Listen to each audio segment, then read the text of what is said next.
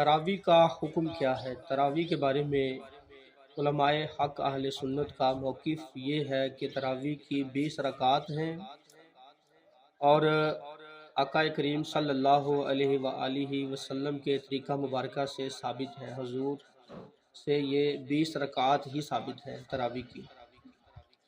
تو تراویح باجماعت ادا کرنا یہ حضرت عمر فاروق رضی اللہ تعالی عنہ آپ کا طریقہ ہے۔ بہرکیف جو لوگ کہتے ہیں کہ 8 تراویح پڑھ لیں، 11 پڑھ لیں، 12 پڑھ لیں، یہ ان کا اپنا طریقہ ہے۔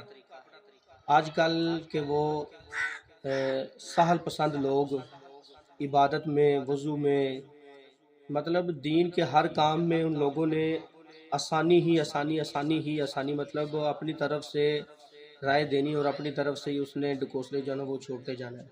اللہ تعالیٰ ایسے مفتیوں سے محفوظ فرمائے۔ علماء حق اہل سنت کی رب العزت خیر فرمائے۔